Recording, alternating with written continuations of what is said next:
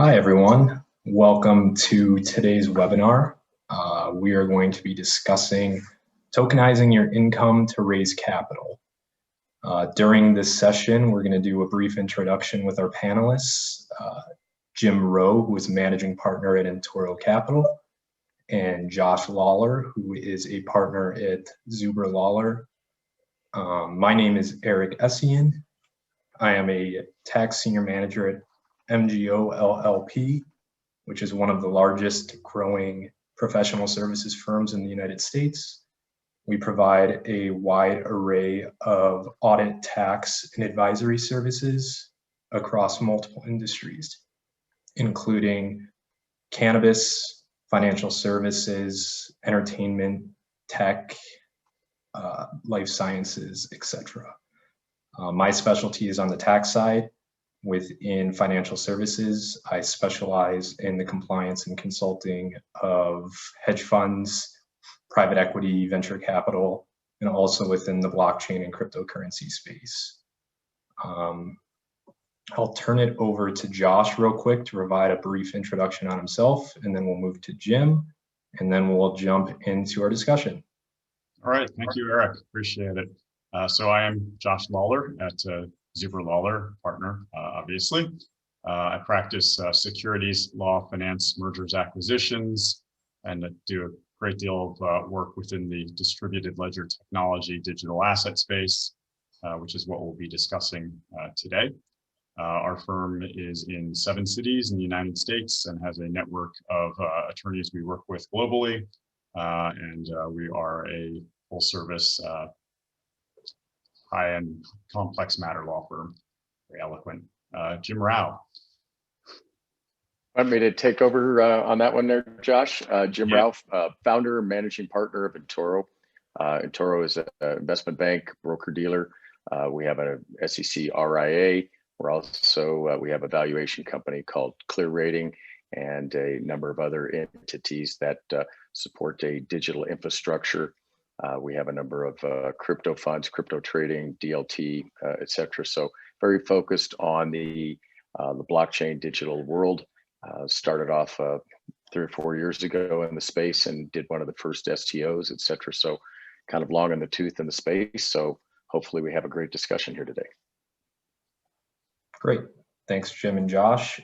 Just as a quick rundown of what we're discussing, we're going to spend a large portion of our time on tokenized income sharing agreements.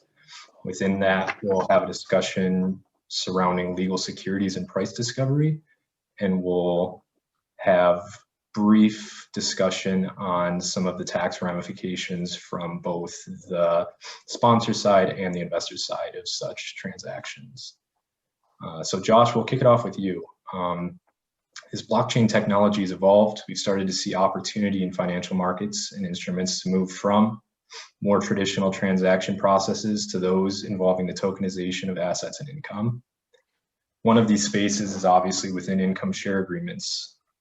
Do you want to walk us through what an income sharing agreement is from a high level and how a tokenized income share agreement differs from that of a more traditional contract? Well, thank you, Eric. I would love to. I thought you would never ask. In any case, let's start with what an income sharing agreement is. It's pretty basic. All you've got here is you're providing a party with capital in exchange for a share of income to be generated in the future. And these can take all sorts of forms, but typically speaking, you've got something like, it might be, and my law school alma mater calls us on these all the time, fund this, this law student's tuition, room and board, and you can get, 10% of their income going forward for 5 years or whatever that is. You can also look at this as securitization of mortgages and lease payments. So, the collateralized debt obligations that everybody is familiar with from The Big Short, those were actually income sharing agreements. You're taking a share in the payments that are coming off of a pool of leases, and it's extremely flexible. You really can take an income share with pretty much any type of stable income stream. The catch is that in kind of the traditional, securities world, they're not necessarily the best investments for most things. One of the reasons being that they're illiquid. It's hard to trade them. Obviously, they manage that with the collateralized debt obligations. We saw where that kind of led us. But as far as, a Northwestern law student's income for the next 5 years, once you buy the ticket, you're on the ride. There's nobody who's going to take that off your hands. And if you are somebody who's holding, a revenue stream, maybe it's royalties coming from, mineral rights, maybe it's royalties coming from music rights, maybe it's royalties coming from, a video content library. It doesn't really make a difference. They're fairly illiquid, and they're great in the sense that they continually pay, but at the same time, a lot of times you're going to be better suited getting capital in advance so that you can do something else with it other than just kind of sit and wait for the royalties to come in. What we've got the ability to do now through the distributed ledger technology, which I'll start calling blockchain, even though as a stickler, not all DLT is blockchain, but nonetheless, what we've got now is the ability to take that income sharing agreement that has not traditionally been a great investment vehicle and fractionalize it and have it represented by tokens. And tokens, for anybody who's not aware, are electronic media, if you will, that can be traded, and the trading is memorialized on a blockchain, which is auditable and transparent, and notably does not require any kind of a trusted third-party intermediary like an escrow in order to have a transaction. And then, in the financial space specifically, and I'm sure Jim will get more into this, the tokens are much more suitable as tradable securities from the perspective of being able to trade them, without a lot of the required settlement and clearing mechanics that right now is keeps a lot of securities from being liquid unless they can be listed on an exchange or one of a few alternative trading systems. Sorry, ATS. So if you're holding that revenue stream and it's a company, the other thing that you're able to do is you're able to do this without it necessarily diluting your equity. So you don't necessarily need to give voting rights away with it. You also don't necessarily, if you're a C Corp, have to have money come in, be treated as profits, taxed at the corporate level, and then taken out as a dividend and taxed again at the dividend level. So there are really a number of benefits that you can realize through this mechanism, which is, if not newly available, at least newly convenient. Great. Thanks for starting the conversation off for those of us who aren't as versed in the topic as you are. I know that there's a lot of misunderstanding about whether these products are considered securities under normal securities law. So are tokenized income share agreements or digital assets in general considered securities? Oh, wow. Muddy question, sir. Tricky. All right. So a tokenized income sharing agreement, the tokens absolutely are securities. They're financial products, no ifs, ands, or buts. They're securities. They've got to be regulated like securities, treated as securities, and everything that goes with that. Now, that said, they can be private placement securities initially, at least. So, from that perspective, it's a way to do a private placement with maybe more future liquidity, but they're securities. I'm not entirely sure if you meant to ask about categorizing all digital assets as securities or not, because that is a much trickier question that would take a few hours to answer. But these at least would definitely be securities. Okay. Do you see any, I guess, risks associated with these being considered securities on the regulation side?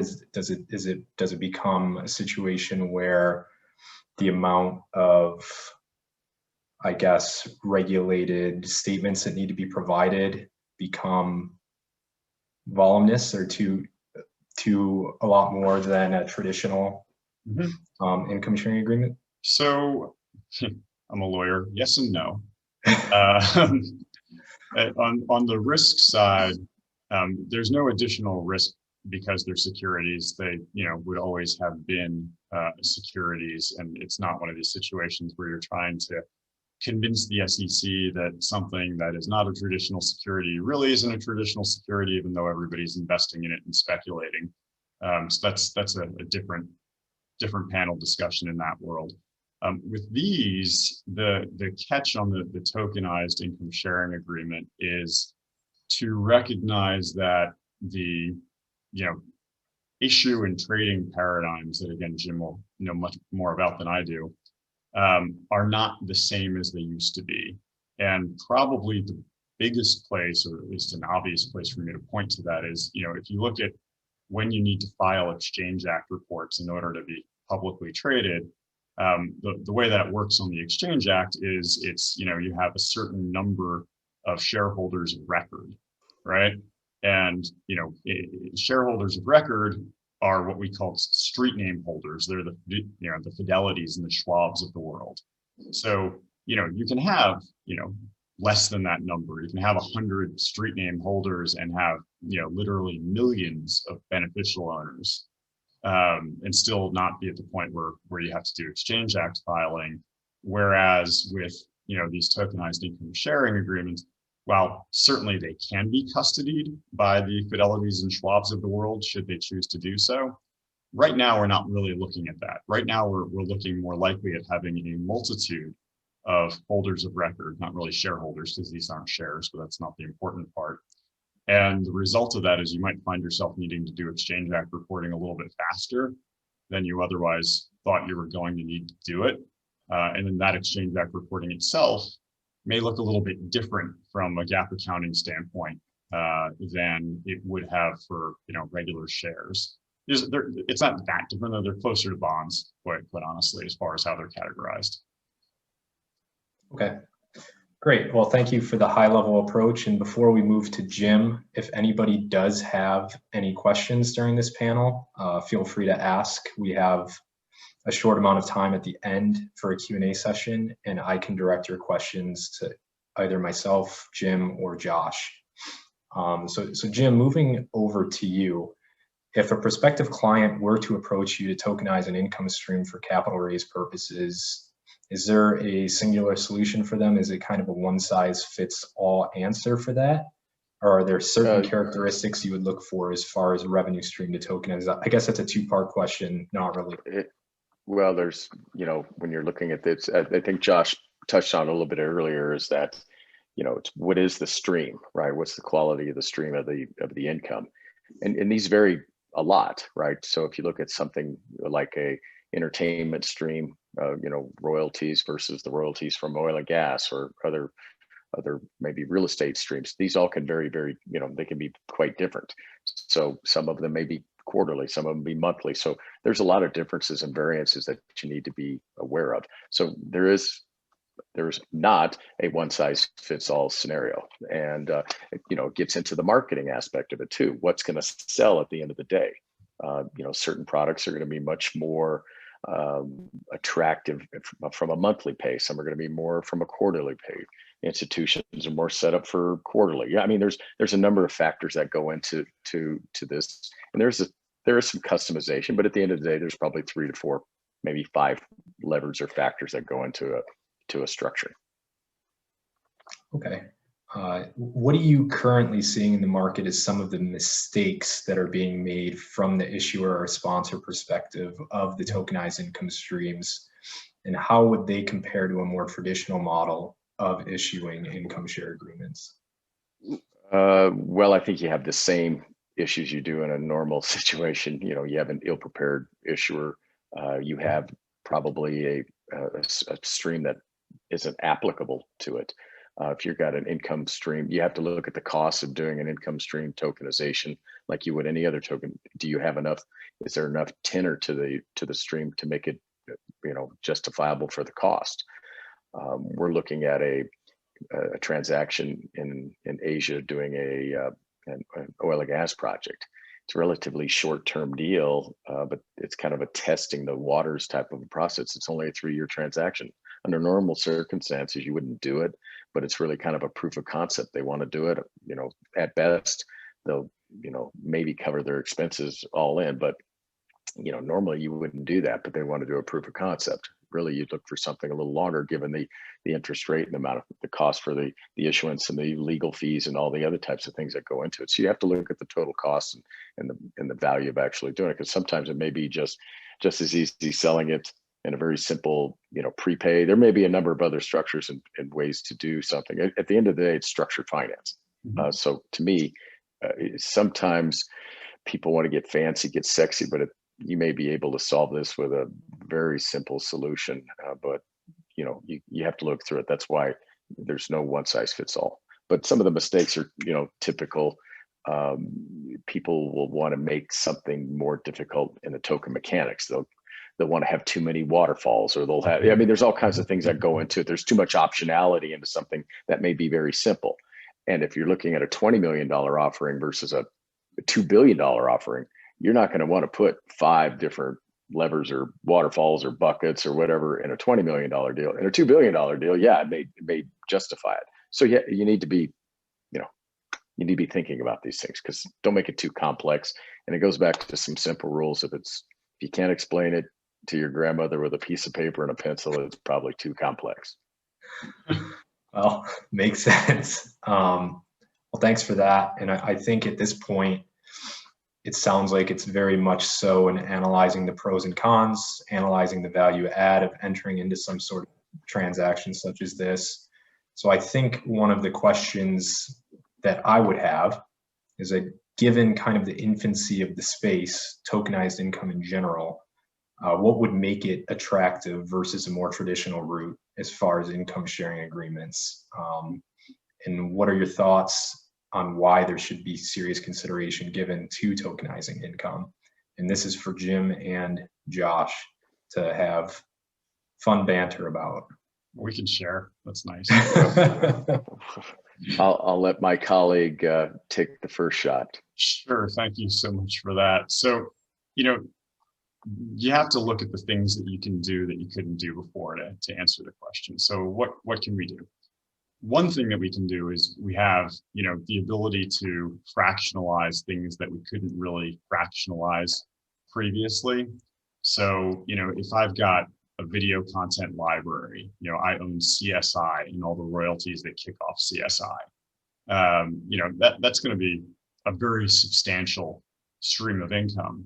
But securitizing it is kind of a pain in the butt. You have a situation where, you'd have to somehow figure out how to take those royalties as they come in, send them through some kind of a trustee, have some type of a trust obligation that then pays off to, particular folks and distributes it out. And it becomes very difficult. Whereas if you are able to tokenize it, you can set things up with a single income sharing agreement. And somebody had asked in the Q&A about whether there are smart contracts involved, and the answer is yeah, absolutely, there are smart contracts involved. You're taking human fingerprints out of it. So if instead of a trustee, you have an account, and when money hits an account, it triggers what we call an oracle, which is basically how one gets real facts in the world to end up being actions on a blockchain. The oracle sends out some type of a stable coin, USDC, Tether, digital dollar, if it ever exists, what have you, off to whoever's holding the token at that point in time. That's a much faster transaction, and subject to transaction costs like gas. You can get things paid out more frequently. It might not be quarterly, it might be monthly, conceivably. It could be weekly in some situations. At the same time, CSI is a big show. There's a lot of fans of CSI. So if the CSI token can be traded on an alternative trading system, like say a T0, or Jim is working on something also that you can talk about. At that point, you have not only the financial aspect of it, but there's value potentially from a fan perspective and people investing in things that they know. So, there's a lot of different aspects of it. We haven't talked about, celebrity / athlete tokens, but you very much run into that type of situation. The other piece of it is, as opposed to shares of stock, the fact that you can do this in a way that does not trigger double taxation can be a very big deal. So, when you enter into one of these contracts, it's effectively, for tax purposes, going to be treated as debt. It's an expense, it's an obligation. So if it's set up correctly, when money comes into an entity, rather than being taxed at the corporate rate and then distributed as a dividend and taxed again when it hits the holder, it's goes into the entity and it's income. But it's income that's deductible as an expense because there's a contractual obligation to pay it to whoever's receiving it. Now, the IRS has special rules about this kind of thing, so I don't mean to oversimplify it, but that's the basic gist of it. There's a question in chat about whether the income has to be fixed or if it can be a profit share. And the answer to that really is it can be whatever somebody like Jim can sell. However, pricing it becomes a question, in the sense that fixed income has a lot less risk, assuming it's coming from a substantial party. So, one idea here is income coming from insurance premiums is a great kind of fixed, very predictable income stream, and you can apply discounted cash flow analysis and say, okay, I'm going to give you $10 million up front for, a share of this particular income stream over a certain period of years. And you can know with some level of predictability what that's going to be. On a profit share, to take an example from the other extreme, I'm making an independent film. I think it's going to do really, really well. And, there'll be profits from it. And never mind, how entertainment accounting works. You're going to make a fortune. Obviously, I'm kidding for anybody out there in the audience. Film is hard to invest in.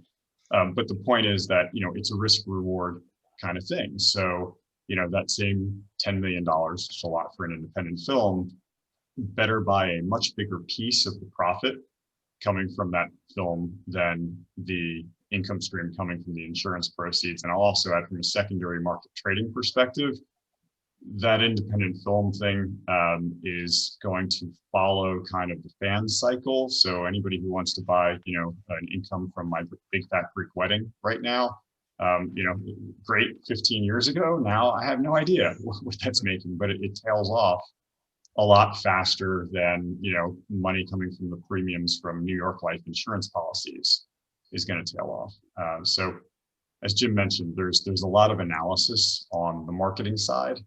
It's not one size fits all, but man, it's flexible. You can do so much stuff with it. Thanks, Josh. Jim, do you have anything to touch on this? Look, it really goes back to what can be sold. I mean, Josh is going to get into some of the technical things, and I always look at things much more simply, and it's what can you put on a 3x5 card, and what are your three sales points? It seems kind of barbaric, but Josh always laughs at me because people are busy. You think about what can people remember in their day? People are bombarded with all kinds of things in their lives, and you've got to get down to brass tacks when you're selling something, right? And what's gonna, they kind of want to know kind of stability and risk. They want to know what's the pay, and if you're looking at somebody that's comparing this to a bond, what is it? How's it going to compare to a bond, right? So, is it monthly pay? Is it quarterly pay? Is it what's the track record of the spot? These are the kind of things you've got to kind of get down to that are important for when you're trying to sell this type of instrument. As in most private placement, 50% of the analysis usually goes into the management team, frankly. When you're talking about this, it's going to be weighted a little different because you're going to have an asset that's spinning off. So this would probably be something where 35 to 40% is the management team versus, because you're looking at something that's much more asset and cash flow related and doesn't have the quite same risks. But so for me, it's what can be sold, what's in the market, what's also kind of the competing flavor of the day. You may end up having a product that was absolutely spectacular 6 months ago, but there may be something in the market now that's, everybody's chasing that. It's kind of what's the flavor, what's the flavor today? And like I said, you've got to be very attuned to what's out there. Yeah, Jim likes to tell me that if I write an 80-page document, people are only going to read 2 pages anyways. And I'm not entirely sure he's incorrect, which is unfortunate for me. Only when bad things happen do they read the full 80 pages, but. Yeah, I guess that's probably right. All right, well, thanks. I guess on the flip side of the argument, what do you both see as the main risk factors when entering into some sort of income stream tokenization? It sounds like the regulation is there for the most part with some caveats. What else do you see in the marketplace as risk factors that people should be aware of? So I don't really think I don't think there's really a regulatory issue to me. To me, it goes back to some of the traditional issues of,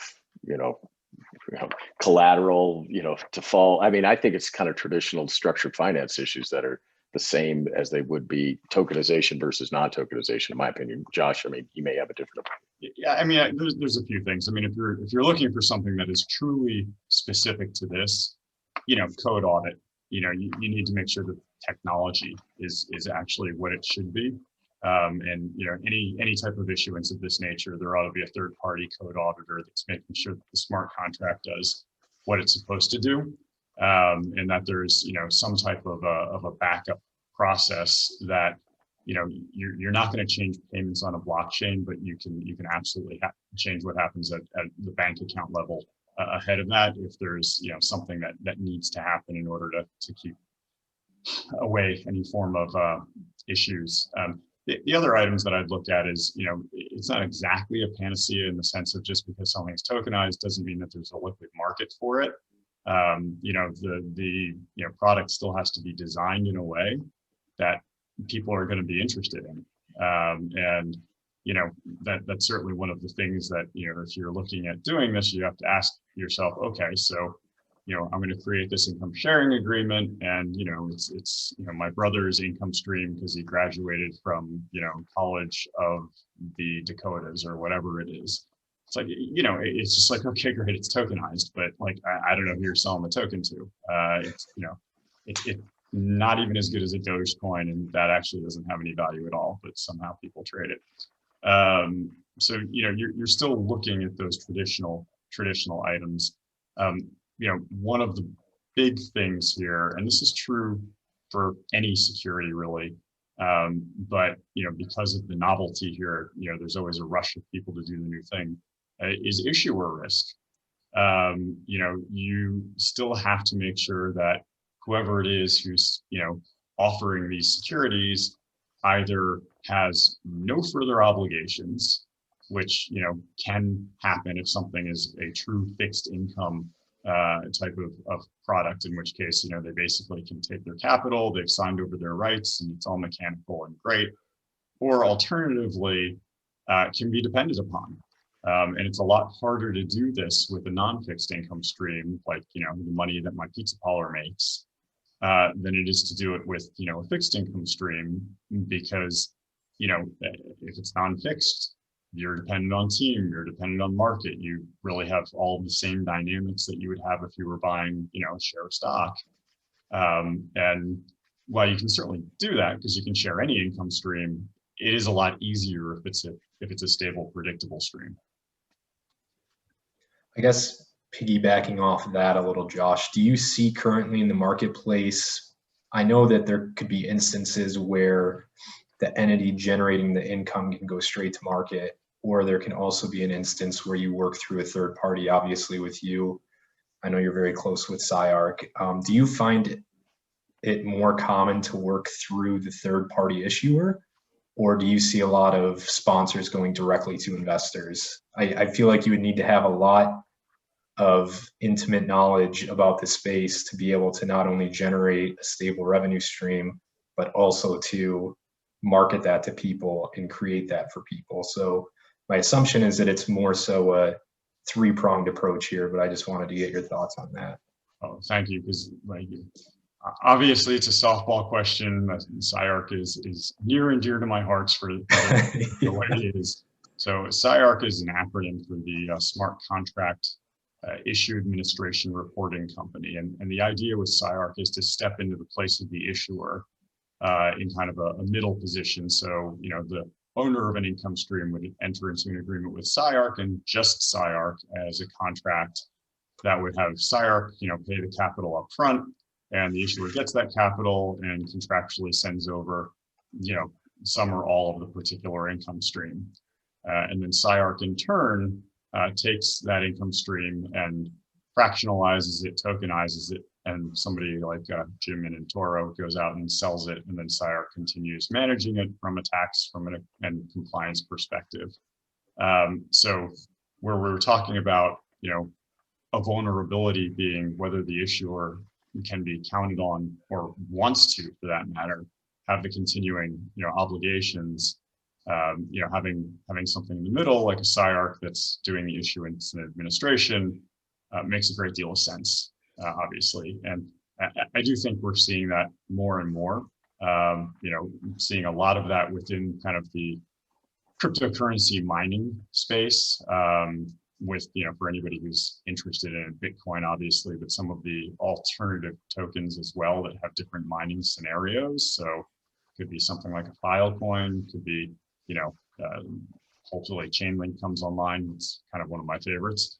But the point being that those are income streams that are actually relatively easy to predict.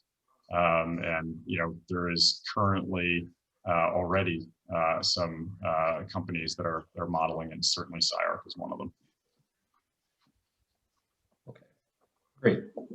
So I think now that we've moved kind of through benefits and risks of the space as a whole, I wanted to chat briefly on just overall structuring and price discovery, or evaluating some of these tokens and evaluating spot prices associated with investors jumping in and actually providing capital to the sponsor.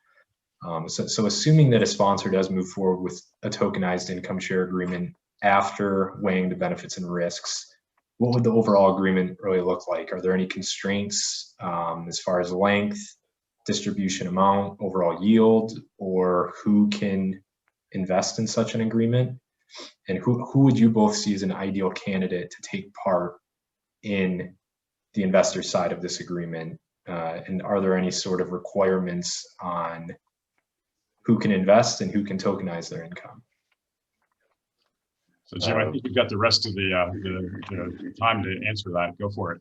Yeah. Well, Eric, there were at least 3 questions in there. So let me kind of maybe break it out a little bit there. So let's start with the investors. You would see this as I would default to an accredited investor, and this would most likely be a 506 C 506C offering, which would be general solicitation, not a B. And Josh can regale you with the differences there. So general solicitation, you'd have accredited or QIB type of investors. And it goes back to the size, and it goes back to, are you doing 20 million or 200 million? So that also becomes a factor. But so you would have that, and obviously as an accredited investor, you have to meet the accredited investor thresholds. And those are not particularly high anymore, but you do need to meet those thresholds. And so from an investor standpoint, they're not too complex. You would also, in my opinion, have it as a Reg S offering. So you could sell to non-US investors as well. And they're much more interested as a whole compared to US investors for tokenization or digital instruments. And that's a number of factors that have been driving that. Everything from they're more comfortable with digital wallets, they're more comfortable with tokenization. They have less comfort in their governments than we do. They have less, many jurisdictions have greater currency risk. I mean, there's a number of issues that make international investors more comfortable with tokenization as a whole. Thus, they would be better buyers overall for some of these products. For example, if you looked at Hong Kong investor or Chinese investor, they would be much more interested in a U.S. property tokenization project because they see it as U.S. investments, quality, blah blah blah, and they get cash flow and they can put it in a wallet. So they feel that that's a better investment than maybe a U.S. investor, and they would be willing to accept a lower yield. So there's all kinds of factors that go into size, etc. So from an investor standpoint, who are you going to sell it to is critical. If you looked at it from an issuer's perspective, how many, where are you in your own business? What type of business?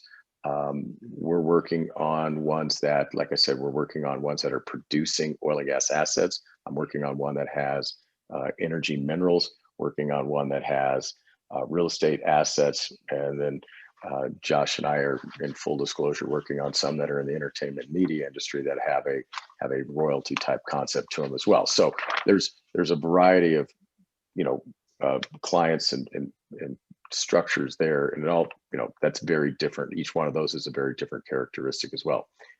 It also I would also, where are they in their life cycle as a company? How much asset have they done? Are they in more of a kind of a round A perspective versus are they a 20-year company and they're just monetizing, a big old book that was kind of static? That's where you're seeing a lot of things interesting coming out, that there's some tokenization of projects that from issuers that you wouldn't have seen a couple of years ago, that are trying to open up some of these stuck asset positions to monetize illiquid assets. So that a lot of it's in the real estate side, where you're starting to see individual, groups and REITs and other things trying to figure out different structures to unlock illiquid assets. And they're using some of these new structured finance and tokenization structures to unlock illiquid assets. So that's from the issuer side. Now I'm getting tired. What was the third? I can't even remember what the third component was there. Eric, you want to repeat the last part of the question for me? Yeah, I was just wondering if there's any sort of minimum requirements on who actually can tokenize their income. If there's, I assume that there's no legal. There's a market for it. It'd be foolish to market a $1 million product, right? Somebody doing a Reg CF tokenization deal would be foolish. Just from a cost perspective, you'd blow through the cost. It's just a fixed income of legal, and by the time you do X $1,000 of legal, sales fees, this fee, token fees, this fee, it doesn't justify it until you get to a certain issuing level. And I don't know if that's, 10 million, 20 million, 30. I don't know what that exact number is. It's going to depend on what it is and how long it is. Your break-even kind of aspect is going to depend, how complex all the factors we've already discussed. Right. So I'd throw in a few additional items. From a securities law perspective, at some point we're going to start breaking into Tier 2 Reg A with these items, and that, in my opinion, is sort of the holy grail at the moment. The SEC has to qualify your offering documents. So, by definition, they need to be on board with it, but you get to sell a meaningful amount. And I forget if it's 50 or 75 million now. It was 50. They may have upped it. It's 75. 75. And you get to sell to unaccredited investors, and they don't have to hold. There's no holding period afterwards. And that, if you think about what we're talking about, is extremely attractive. That's where you get something like Spencer Dinwiddie, who is tokenizing his, NBA guaranteed contract. Now the NBA kind of squashed it a little bit, and he had to turn it into something closer to what a normal debt offering would look like. But nonetheless, it was a debt offering that was tokenized. And, I think that was a $3 million deal. But the point really is that there are Spencer Dinwiddie fans out there. And if that had been a Regulation A transaction, then again, he has the ability to market not only off of the fact that there is a guaranteed salary subject to getting insurance for things like injury, but also the fact that, he's got, Colorado, Buffalo, and New Jersey Net fans. I'm not sure if he's still on the Nets, but I know he was for a while. who would be interested. I went to Duke myself undergrad, so you can imagine the Zion Williamson token and what that could potentially do. And again, as mentioned, these things have tails. Athletes' careers end. Jim and Jim's office would be doing a lot of very interesting calculations and math, I'm sure, on figuring out price discovery for those. But nonetheless, the possibilities when you combine them with Reg A are extremely interesting. Just to add a little bit on the Reg A, I've had no less than 10 groups want to do a tokenized deal in Reg A. So it's because they once back, I think it was either March 15th, March 18th, when the rules, SEC rules changed from both Reg A and Reg CF to go from 75 million on Reg A tier 2 and 5 million on Reg CF. It's opened up a whole new set of potential issuers for both of those regulations or exemptions. But for the tokenization aspect, really jazzed a lot of people interested in looking at a tokenized deal using Reg A. Great. I guess as part of that process and getting to price discovery, what should potential investors be looking for when analyzing a tokenized share agreement as far as the price of the tokens? I guess, how is that constructed? And do you guys see a lot of subsequent appreciation in the actual token itself? I know that some products you would tend to see obviously decrease over time, going back to my big fat Greek wedding 15 years ago, token price high, now not so high. Do you ever see the reverse of that, maybe an appreciating product to where? I mean, if you're looking at an income, I think you're looking at what type of instrument. I mean, what's the underlying? What's the asset? Asset, yeah. What's the asset? If it's movies, maybe sex appeal that some blockbuster movie is out. Yes. If it's minerals rights, no. I don't know how oil and gas rights get sexy. They do if oil goes to 120, which is probably first quarter. But it's that's sexy in a different way. It's not sexy because you go around the country club saying you invested in the sexy movie, but your wallet's a little thicker. But the point there is it's a totally dependent on where what's the underlying asset. So that's a totally different. That's a totally different. Yeah, I'll draw up a picture of an asset that would rise most likely. Is if given that the Supreme Court has now determined that NCAA athletes should be able to be paid, something we all kind of knew. If one were to take the entire ACC basketball class of 2024 and say, okay, we're gonna pool all of their income together. We're gonna give you 7 years of 10% of that collective thing in exchange for whatever's being priced in now. My guess is that those tokens in 2 years are going to go up in value dramatically compared to what they are when you sell them right now, because you're going to have people heading into the NBA draft. There's going to be much more excitement about it. You're going to be closer to actually seeing a return, whereas if you did it right now, you'd be waiting for 2 years to see a return. And then over time, since those are 7-year tokens as I described them, at some point they're going to peak in terms of their value, and people are going to start looking at it as there's left here to take. So you could have a very different life cycle. Well, I think that's the comparison between it's kind of like fanboy NFT versus cash flow off of a real estate project, right? They're not comparable. So from a price appreciation standpoint, you're going to have the traditional metrics of interest rates going down or appreciation of the underlying asset position. Is this going to be beachfront property in Miami versus some place in Lincoln, Nebraska, right? I mean, my point being is going to be a different kind of metric versus entertainment rights or NBA or NCAA players. I think the appreciation issue is not going to be as much of a factor. So if I was running a risk book, okay, and I was going to bifurcate the underlying, if I was setting up like a trading desk and I had the underlying cash flow payment and, you know, the coupon, so to speak, and then I had the appreciation book, you know, those books are going to look totally different compared to those two examples. I mean, that's just, those are just very different instruments. Yeah, no, I mean, you can design something to do anything, and Jim will beat me up if I keep going, because I can take his examples and say, well, what if you do that? And just, well, all I need is write a first refusal for Series 2 of my silver token, and it's, you know, just throws the whole game off in terms of appreciation. I think what comes to mind for me and it's a different space, is just the Grayscale Bitcoin Trust, right? The amount of underlying assets do not equate to what that is selling for on open market. So you don't really see that in this space that much, I'm guessing, is the short answer. I guess sentiment would play a large role. And I mean, from a tax perspective, if you do see that appreciation or depreciation in the underlying asset and sell, you're looking at capital gains, capital losses.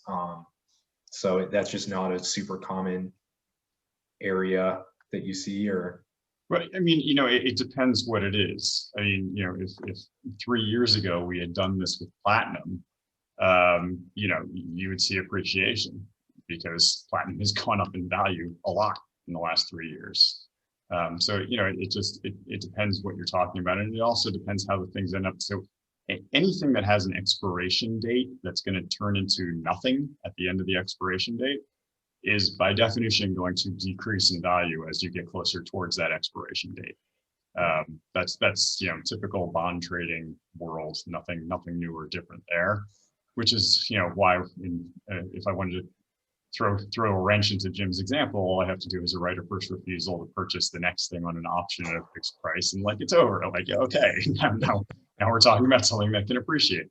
But it is really going to be very much, you know, dependent on what the product looks like.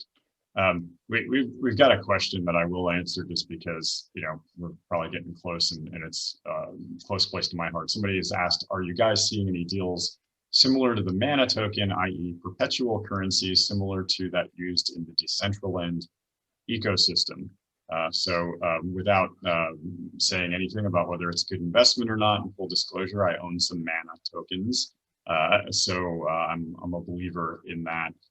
The answer is that token doesn't necessarily kick off income in the same way, but certainly were one to structure a token that kicked off, you know, fiat based upon activity within, you know, what we call a metaverse, there's no reason why that income stream, if you could price discover it, et cetera, wouldn't work. Taking this way outside of Jim and Eric's area, I suspect, if you're comfortable with the idea that your income coming off of the token is going to be in mana, there's no reason why the income coming off has to actually be in fiat currency. But I think, you know, at this point, we're getting way more crypto beyond than most of the viewers are looking at. So I'll hold myself on that one. Somebody asked, what is a mana token? Mana token is the native token for the Decentraland metaverse, which is kind of like a second life where people buy real estate within kind of virtual real estate and set up different installations and things of that nature. Very interesting, worth looking up. Big digression, so I'm going to be quiet about that now. We do have one other question that came up, Josh, and for Jim and Josh. What's your perspective in taking a pool of ISAs and putting that into a registered fund and tokenizing the shares of the registered fund to reduce risk and to access retail investors? My perspective is absolutely. I mean, I think that's where we're going. There's certain types of things that, as Jim was mentioning, are too small on their own, but do work if they're, you know, put into kind of a bundle of sticks, if you will. Now, given, you know, you're talking about a registered fund at this point, you know, there's a lot of regulatory involved, but assuming that all, you know, gets played out the correct way, you can absolutely do that. Yeah, it definitely seems like it would increase the diversification of your holdings rather than just, even within the tokenized space, relying on one fractional token of one income stream. So I agree with you there, Josh. Do you have any comments on that, Jim? totally agree. I mean, that's just finance 101 there. Great. So I don't think we have any other questions. I don't know if you guys have any closing comments you want to discuss in the space before we head out here. Jim, I'll turn it over to you first. What I would say to most people, well, thanks first of all, Eric, but what I would say is that, like in most projects, both from more from the issuer's perspective, because it's always true to my heart, is the planning and preparation of any of these things, and really understanding the mechanics of it before you want to go down this path, because sometimes people, as I mentioned earlier, want to try to solve something with massive amounts of complexity when really it could be potentially solved and satisfied with something much easier and simpler. The big issue comes into cost versus size and those types of things, but the old 6 P's kick in: prior planning prevents poor performance there. So you gotta make sure you do all your things, and having your documentation in order, having your materials, everything prepared, and being ready for it is usually 85% of the battle. So my thing is always be prepared for what you want to do, and be willing to change your plans for both the cost and the market. Yeah. I mean, I'll put in the absolutely self-serving statement, but get good professionals and listen to them. And if you have a good broker into the market and what actually works. And for some reason, my camera went off right there. Don't know why. All right. The universe may have been telling me something about my self-serving comments, I suppose. Yeah. Obviously, legal is key. Obviously, accounting is key. I think there are just an entirely new range of very exciting possibilities out there. And that's exciting. And as usual, there'll be some people who try to take it in the wrong directions. So you need to have a team. Well, one area that I think people always get a little, they put the cart in front of the horse, is they go out and they think the token is the sex appeal of it. Right. That is not the sex appeal. Yeah. Yep. The underlying asset, the underlying deal is what's going to be analyzed. And between 2017 until this morning, and that hasn't changed, it's the fundamental deals, the fundamental cash flows, the fundamental structure. That is what's important, not the token or the token mechanics. And so many people got snake bit, ran around thinking the token was the key thing, or the token platform, or the tokenizing, or that was the key thing. And that is the furthest thing from the truth. And I cannot tell you how many people I've had to re-educate on what that is. And you really thought that I had stolen their birthday after I had that come to Jesus conversation. So, because they all thought if I tokenized it, somehow it was magically going to sell. In fact, the opposite was true. If you went out a few years ago mentioning the word token, you were persona non grata. So people with money didn't even really start to think about tokenization really until the last 12 months. Josh can follow me up on that or back me up on that, but don't be snake bit by people that are trying to sell token aspects or all the other little gimmicks out there. You still have to focus on the fundamentals. Absolutely. So we do have a chat question. The question is, how can I contact Jim Rao? Jim, you want to give an answer to that? Well, sure. You can through eToro, ENTORO.com. My email, jrow@entoro.com. And mobile number 713-812-9700, 713-812-9700. Although I will warn you that once you kind of push that particular button, you may never get rid of them. It's like feeding a dog in the street. And Jim, I went ahead and put your email as a response just so perfect. Have it for their reference. I guess my final thoughts, like Josh said, having a great professional team in place is key with these. The understanding level of some of these more complex transactions are better served by people who deal with them on a more constant basis. So, and from a tax perspective, I think it's, as is anything else, it's facts and circumstances based. You can have a lot of different entity types on either the sponsor type or the sponsor side or the investor side digging into these transactions, and the tax ramifications of buy side and sell side, it just differ wildly dependent on multiple variables.